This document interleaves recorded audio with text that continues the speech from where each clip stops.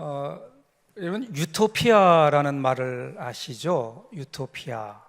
유토피아라는 말을 들으면 어떤 생각이 드십니까? 유토피아. 이 유토피아라는 말은요, 16세기에 미국의 유명한 토마스 모어가 지은 소설 이름에서 생긴 단어입니다. 유토피아라는 말은 유라는 말과 토피아라는 말이 합쳐진 거거든요. 그 유토피아가 돼요. 토피아라고 하는 말은 place, 장소입니다. 장소. 유라는 말은요, 두 개의 의미를 가져요. 하나는 좋다라는 의미가 있어요. 최고의 것이다 라고 하는 의미가 있고요. 또 하나는 없다, 그런 뜻이 있어요. No place 라는 뜻이 되는 거죠. 그래서 두 가지 의미가 있는 거, 하나는 이 세상에 그런 곳은 없다라는 의미가 있고요, 또 하나는 정말 좋은 곳이다라고 하는 의미가 있어요. 그래서 둘을 합쳐놓으면 유토피아는 어떤 말인가 하면 분명히 좋은 곳인데, 그런데 여기에는 없어요. 정말 이상적이고 너무나 좋은데, 그런데 그것은 내가 누릴 수 없는 그림의 떡과 같은. 오늘 혹시 우리가 신앙생활을 하면서 천국, 하나님의 나라를 생각할 때 혹시 이런 감정은 아닐까? 유토피아와 같이 천국이 있기는 있는데 나하고는 별 의미가 상관이 없는, 천국이 좋은 곳이기는 한데 그런데 지금은 나하고는 상관이 없는, 먼 훗날 내가 죽어서 가는 곳, 이렇게 생각하고 있지는 않은가? 물론 우리가 분명히 이 세상을 떠나면 영원한 하나님 나라 천국에 가게 되죠. 근데 그것만이 아니거든요. 성경을 보면 이 천국, 하나님의 나라에 대해서 세 가지로 설명을 합니다. 첫째는 이 땅의 삶을 마친 후에 가는 천국, 사후의 천국. 두 번째는요, 그리스도께서 피로 값주고 사신, 그리고 그 피로 값주고 세우신 그리스도의 몸된 교회, 에클레시아라고 하는 것이 하나님의 나라, 그렇게 얘기하죠. 마지막 하나는요, 구원받고 변화되어 하나님의 뜻에 따르는, 하나님의 다스림에 순종하며 살아가는 사람들의 마음을 얘기할 때, 그때 하나님의 나라가 임했다, 이렇게 이야기합니다. 이런 의미에서 하나님의 나라는 어떤 장소적인 개념이나 공간적인 개념이 아니라 하나님의 통치, 하나님의 다스림, 하나님의 다스림에 순종하는 곳, 그곳이 하나님의 나라인 거예요. 그러니까 하나님이 다스리는 가정, 그것이 바로 하나님의 나라가 되고, 하나님이 다스리는 교회, 그곳이 바로 하나님의 나라가 되고, 하나님이 다스리는 우리의 마음, 그 마음의 하나님의 나라가 되는 겁니다. 이 하나님의 통치를 받아들이는 곳에 하나님 나라가 세워지는 역사가 있는 거죠. 분명히 오늘 우리에게 하나님의 나라가 임해 있습니다. 그런데 오늘 우리는 그 하나님의 나라를 얼마나 누리며 살고 있는지, 혹시 우리에게 하나님의 나라는 유토피아로 이해되고 있는 것은 아닌가? 좋기는 좋은데 지금은 없는. 어떻게 해야 될까요? 어떻게 우리가 이 하나님의 나라를 경험하며 살 수 있을까요? 오늘 우리가 읽었던 본문이 우리에게 이 길을 보여주고 있습니다. 오늘 본문을 같이 한번 보겠습니다. 1절부터 보시죠. 그때에 세례 요한이 이르러 유대 광야에서 전파하여 말하되, 그때에 이렇게 나와요. 성경에 나타나는 이 시간을 나타내는 부사는 대단히 중요하죠. 그래서 그 시간을 중심으로 뭔가 터닝 포인트가 되는 거예요. 그때에, 그럼 그때가 언제일까요? 전장으로 넘어가 보면 전장에 예수님께서 탄생하시고 동방박사들이 오고, 동방박사들로 인해서 헤롯이 알게 되니까 예수님을 죽이려고 하니까 천사가 나타나서 그 예수님과 예수님 부모들에게 이집트로 도망가라, 이집트에 피난 갔다가 거기서 이제 세월이 흐른 후에 다시 그가 돌아와서, 그래서 갈릴리 나사렛에 정착하는 걸로 2장이 끝나요. 그리고 나서 세월이 흐른 겁니다.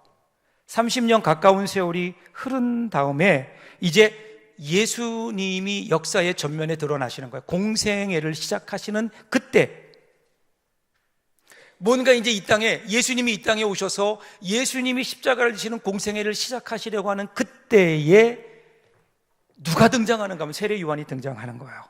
예수님이 먼저 등장하지 않고요, 세례 요한이 등장합니다. 근데 어디에 등장하는가? 유대 광야입니다. 왜 광야일까요? 여러분, 예루살렘 성전이 아니고, 왜 제사장들이 아니고, 이름도 모르는 한 사람이 광야에서 외치는 소리, 광야에서 외치는 그 소리가 그렇게 중요할까요? 여러분, 이 광야라고 하는 것은요, 이스라엘 백성들에게 대단히 중요한 장소입니다. 히브리어로 광야는 미드바르 이렇게 얘기하죠. 이 단어는 다바르라는 동사에서 나왔는데, 이것은 듣는다, 더 나가면 순종한다, 그런 뜻입니다. 그러니까 광야는 어떤 의미를 갖는가 하면요, 하나님의 말씀을 듣고 순종하는 곳, 그곳이 광야인 겁니다. 이 같은 단어에서 지성소를 뜻하는 드바르라는 단어도 나오죠.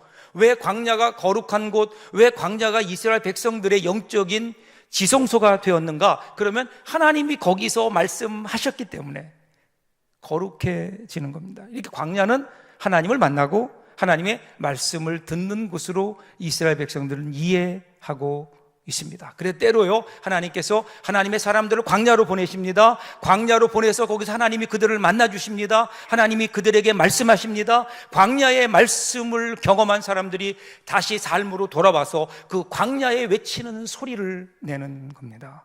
3절 보세요. 그는 선지자 이사야를 통하여 말씀하신 자라. 일러스되 광야에 외치는 자의 소리가 있어 이르되 너희는 주의 길을 준비하라. 그가 오실 길을 곧게 하라 하였느니라. 잘 보세요, 여러분. 요한을 광야에 외치는 자의 소리, 이렇게 이사야 선지자의 그 말씀을 인용하면서 얘기해요. 그런데 소리인 거예요. 소리. 말씀이 아닙니다. 말씀은 예수님이시죠. 요한복음 1장 1절 기억하세요? 태초에 말씀이 계시니라. 이 말씀이 하나님과 함께 계셨으니 이 말씀은 하나님이시니라. 예수님이에요. 예수님이 말씀이신 거예요. 세례 요한은 말씀이 아니고 그 말씀을 증거하는 보이스, 소리인 거예요. 소리. 그러니까 세례 요한은요, 예수님을 증거하는, 예수님의 길을 예비하는 자다, 이렇게 성경은 세례 요한이 누구인가를 분명하게 증거해 줍니다. 자, 그런데 그 광야의 소리의 내용이 뭐죠? 2절입니다. 회개하라, 천국이 가까이 왔느니라 하였으니. 이 말씀은 거꾸로 읽는 게 좋아요? 거꾸로 읽는 게 좋아요? 천국이 가까웠느니라. 그러니까 하나님 나라가 가까이 왔다. 그러니까 어떻게 하자는 거예요? 그러니 회개해라. 이렇게 되는 거예요. 천국은 아까 우리 말씀을 나눈 대로 하나님의 나라입니다. 하나님이 통치하는 나라입니다. 여기서 세례 요한이 말하는 이 천국, 하나님의 나라는 죽어서 가는 장소적 어떤 천국이라기보다 오늘 우리를 다스리시는 하나님의 통치가 있는 곳, 그곳을 얘기하고 있습니다. 그러기에 천국이 가까이 왔다라는 말은 하나님의 통치가 우리 가운데 임하고 있다라는 것이고, 구체적으로 그 사건이 예수 그리스도의 성육신 사건을 통해서, 예수의 십자가 사건을 통해서 이 땅에 하나님의 나라가 임하고 있다, 이제 곧 임할 것이다. 그런데 문제는 이 하나님의 통치가 임하고 있는데 하나님의 통치를 받아들일 준비가 되어 있지 않다는 거예요. 사람들의 마음을 보니까 광야처럼 거칠고 메마릅니다. 왕이 오셔야 되겠는데 그 오실 길이 전혀 보이지 않는 거예요. 길이 나 있지 않은 거예요. 왕이 오실 길을 준비해야 되는데 준비하지 못하고 있어요. 안타까운 마음으로 그가 외치는 겁니다. 그러니 어떡하라고요? 회개하라고요. 그러니까 하나님의 나라, 하나님의 통치가 우리 가운데 임하는 길, 그 길을 만드는 방법이 바로 회개라는 거예요. 회개. 그러면서 5절, 6절, 이어지는 5절, 6절 보시면 어떻게 회개해야 되는지 회개의 구체적인 모습을 보여줍니다. 5절, 6절 보세요. 이때에 예루살렘과 온 유대와 요단강 사방에서 다 그에게 나와 자기들의 죄를 자복하고 요단강에서 그에게 세례를 받더니, 이 요한의 메시지가 그들의 마음에 큰 울림이 되는 거예요. 400년 동안 이 광야에서 외치는 자의 소리가 없었거든요. 하나님의 말씀이 전해지지 않았거든요. 그런데 그러한 침묵을 깨고 세례 요한을 통해서 하나님께서 광야의 소리를 들려주시는 거예요. 그러니까 사람들의 마음에 울림이 되잖아요. 그러니까 이 사람들의 마음에 감동이 되는 거예요. 하나님 말씀을 들으니까, 하나님 말씀이 임하니까 그들의 마음속에 감동이 일어요. 그래서 그들이 그곳을 향해, 소리가 나는 곳을 향해 나아갑니다. 나와서 자기들의 죄를 자복하고 그리고 회개하고 세례를 받았다, 이렇게 나오는 거예요. 자, 여기 자복이라는 말이 중요해요. 자복이라는 말은요, 헬라어로 보면 호몰로게오라는 말인데 같은 말을 하다, 이런 뜻이에요. 그러니까 죄에 대하여 하나님께 동의하다 또는 죄를 인정하다라는 뜻을 담고 있습니다. 시편 51편 4절을 보면 이렇게 고백하죠. 내가 주께만 범죄하여 주의 목전에 악을 행하였사오니 주께서 말씀하실 때에 의로우시다 하고 주께서 심판하실 때에 순전하시다 하리이다. 쉽게 말씀드리면요, 하나님의 심판에 동의하는 거예요. 오직 주님께만 나는 죄를 지었습니다, 이런 거예요. 주님의 눈앞에서 내가 악한 일을 저질렀는데 주님의 판결은 옳으시고 주님의 심판은 정당합니다 라는 고백인 거예요. 자, 여기 보면요, 이 죄라고 하는 게 뭘까요? 죄라고 하는 말의 헬라어를 보면 하말티아라는 뜻이에요. 이 말은 관역에서 빗나가다, 그런 뜻이거든요. 관역이 분명히 있어요. 그런데 관역을 향해 활을 쏘았는데 활이 빗나갔어요. 빗나간 상태, 그것을 죄라고 하는 거예요. 중요한 것은 관역입니다. 이 관역은 어떤 관역일까요? 하나님의 관역입니다. 우리가 만들어 온 관역이 아니에요. 내가 쏠 수 있는 곳에 만들어 놓은 관역이 아닙니다. 하나님이 만들어 놓으신 관역. 그런데 그 관역을 맞추지 못한 게 죄예요. 벗어난 거예요. 벗어난 겁니다. 그래서 시편 기자는 이렇게 고백하잖아요. 주께만 범죄하여. 이 얘기는요, 다른 사람들이 볼 때는 죄가 아닐 수도 있는 거예요. 세상에서는 그게 별 문제가 안 돼요. 죄가 아닌 거예요. 그런데 하나님 앞에 서면 내가 주께만은 범죄했다는 고백인 거예요. 세상의 기준으로 보면 죄가 아니에요. 얼마나 그런 것들이 많아요. 다 죄를 짓고 있거든요. 그런데 하나님의 말씀으로, 하나님의 율법으로, 하나님의 기준으로 보면 그러면 죄인 거고요. 성경은 바로 이것이 죄라고 얘기하는 거예요. 여기에서 벗어나는 것들이 죄다. 세상의 기준은요, 상대적일 수밖에 없어요. 죄를 인간의 기준으로 볼 수 없죠. 여러분, 캐나다의 어느 마을에, 조그만 동네에 아주 못된 깡패 형제가 살고 있었대요. 이 사람들이 얼마나 둘이서 동네 사람들을 괴롭히는지, 지나가는 사람들 붙들더니 시비 걸고 그들의 돈도 빼앗고 못된 짓도 하고 아주 공포의 대상이어서 하루에 일어나서 그들이 하는 기도가 제발 그놈들 만나지 않게 해달라는 게 동네 사람들의 기도였대요. 그런데 그날 어느 날 갑자기 하나님의 은혜인지 불행인지 다행인지 그 형이 교통사고로 죽었어요. 그 사람들이요, 겉으로 표현은 못하지만 속으로 이제 안도의 한숨을 내쉬는 거예요. 두 놈에서 한 놈으로 줄었으니 좀 덜하겠구나. 자, 문제는 장례식을 치러야 되는데 장례식을 치를 성직자가 없는 거예요. 워낙 악행을 저질렀기 때문에 누가 쉽게 그 사람의 장례식을 치러주겠다라고 나서지 않는 겁니다. 어떻게 해요? 고민 끝에 이 동생이 광고를 냈어요. 광고를 내기를 누구든지 어떤 성직자든지 우리 형의 장례를 집례해주고 장례를 집례하면서 설교하면서 우리 형은 성자입니다, 이렇게 얘기만 해주면 만불을 주겠다고. 그런데 사람들이, 그럼에도 불구하고 목사님들이 좀 주저하는데 그 중에 한 젊은 목사가 아주 기계 있게 나섰어요. 자기가 하겠다고 주례를 자원했습니다. 마을 사람들이 보니까 저분이 그렇게 돈을 탐내는 분도 아닌데 장례를 집례한다고 하니까 그날 그 장례식이 열리는 그날 완전히 그 장례식장이 만원이 된 거예요. 그 사람을 애도하기 위해서 모인 게 아니라 그 목사님이 어떻게 장례식 설교를 할 것인가, 여기에 초점을 맞추고 사람들이 인산인해를 이루는 겁니다. 드디어 장례식이 시작이 되고요, 그리고 설교를 합니다. 목사님이 설교를 하면서 이렇게 설교합니다. 여러분 알다시피 여기 서 있는 이 사람, 그 살아있는 동생이에요. 이 사람은 우리 마을에서 아주 소문난 깡패고 악질입니다. 여러분도 이 사람에게 아주 많은 어려움과 그리고 고통을 당해 왔을 겁니다. 그러면서 그 사람에 대한 얘기를 한참 하더래요. 그리고는 갑자기 젊은 목사님이 그 관의 뚜껑을 열더니 죽은 고인을 가르치면서 그러더래요. 그렇지만 여기 죽어있는 이 고인은 저 동생에 비하면 성자입니다. 이렇게 얘기했대요.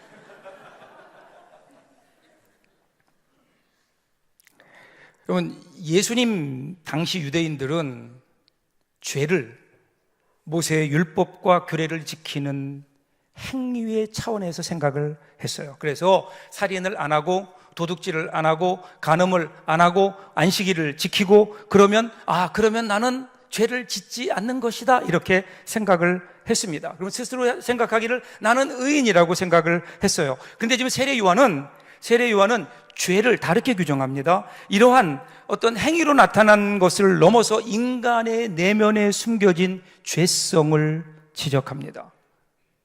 죄를 지을 수밖에 없는 죄성이 그 안에 있다는 거예요. 비록 겉으로는 죄를 짓지 않았을지 몰라도 때가 되면, 기회만 되면 언제라도 죄를 지을 수밖에 없는 죄성, 약하고 악한 죄성을 가지고 있는 그 사람들의 마음속에 있는 죄성을 지적하고 있는 거죠. 그리고 그러한 죄성을 가지고 있기에 죄인이다, 이렇게 규정하는 거예요. 사도 바울이 고백하잖아요. 내가 원하는 바 선은 행하지 않고 도리어 원하지 않는 바 악을 행한다. 내 마음속에 선을 행하는 마음이 있음에도 불구하고 어느 순간 보면 내가 악의 자리에 가 있고 죄의 자리에 가 있는 거예요. 왜 그런 줄 아세요? 여러분, 우리가 죄를 짓기 때문에 죄를 지음으로 우리가 죄인이 되는 것이 아니라 우리는 죄인이기 때문에 죄를 짓는 겁니다. 그리고 이것을 인정하는 것이 회개입니다. 여러분, 이 회개라고 하는 것은요, 단순히 내가 지은 죄를 하나님께 알리는 것이 아니에요. 이런 죄를 지을 수밖에 없는 하나님, 나는 하나님이 잠시라도 그냥 두시면 이런 죄를 지을 수밖에 없고 지옥 갈 수밖에 없는 형편없는 죄인입니다. 이것을 고백하는 거예요. 이것을 인정하는 거예요. 그래서 마음의 중심이 바뀌어지는, 오늘 저와 여러분들에게 내 자신이 하나님 앞에 죄를 지을 수밖에 없는 죄성을 가진 죄인임을 고백하는 것, 인정하는 것, 여러분, 이것이 회개의 시작인 겁니다. 자, 그런데 그 다음에 7절을 보세요. 아주 재미있는 사건이 나와요. 요한이 많은 바리새인들과 사두개인들이 세례 베푸는 데로 오는 것을 보고 이르되, 독사의 자식들아, 누가 너희를 가르쳐 임박한 진노를 피하라 하더냐? 갑자기 한 무리의 사람들이 오는데 가만히 보니까 바리새인과 사두개인들이에요. 근데 이들을 향해서 뭐라고 욕하는가 하면 갑자기 독사의 자식들아, 이렇게 욕을 하는 거예요. 여러분, 독사의 자식 그러면 이게 보통 욕이 아니에요. 창세기에 보면 뱀의 후손, 사단의 후손이죠. 뱀의 후손이 나오잖아요. 하나님을 대적하는 적그리스도, 예수 그리스도를 대적하는 적그리스도를 나타낼 때 뱀의 후손, 이렇게 얘기하죠. 뱀의 후손은요, 아주 점잖은 표현이고요. 이것을 일반적인 언어로 바꾸면 뭐예요? 이 독사의 자식이에요. 독사의 자식, 독사의 새끼, 결국 마귀 새끼라는 거예요. 왜 갑자기 세례 요한이 이렇게 얘기할까요? 그 이유를 그 다음 8절에서 이렇게 설명해요.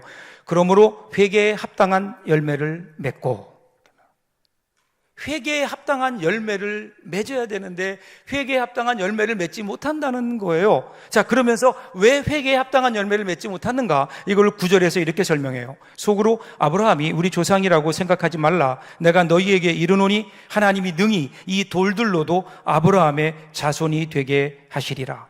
왜 회개에 합당한 열매를 맺지 못하는가 하면 그들이 속으로 이렇게 생각한다는 거예요. 나는 아브라함의 자손이다. 오늘 우리말로 바꾸면 이런 거죠. 나는 하나님의 자녀이기 때문에, 나는 구원받았기 때문에, 나는 죄를 지어도 하나님이 나를 멸하지 않는다, 하나님이 나를 벌하지 않는다, 하나님이 나를 용서해 주실 거다, 이렇게 생각하고 있는 겁니다. 이러한 유대인들을 향하여 지금 세례 요한이 얘기하는 거예요. 야, 웃기는 소리 하지 마라. 하나님은 너희가 아니더라도 여기 있는 이 돌들을 가지고도 금방 아브라함의 자손들, 하나님의 자녀들을 만들어낼 수 있다. 그러니 제발 헛된 망상에서 깨라라고 얘기하고 있는 겁니다. 그러면서 더 강하게 10절을 보면 만일 회개에 합당한 열매가 없으면 주께서 도끼를 들고 그 나무를 찍어 불에 던지워 버리겠다. 그러니 회개에 합당한 열매를 맺어라, 이렇게 얘기하는 거예요. 마음속에 있는 헛된 생각에서 벗어나서 하나님 앞에 자신이 죄인됨을 고백하고, 그리고 그 죄인됨을 그 욕심을 내려놓고 하나님의 뜻대로 살기 위해 노력하는 구체적인 변화의 모습이 있어야 되지 않겠느냐. 여러분, 같은 내용을 기록하고 있는 누가복음 3장을 보시면 이 합당한 열매, 회개에 합당한 열매에 대해서 자세하게 설명해요. 10절부터 보시면 무리가 물어 이르되 그러면 우리가 무엇을 하리까?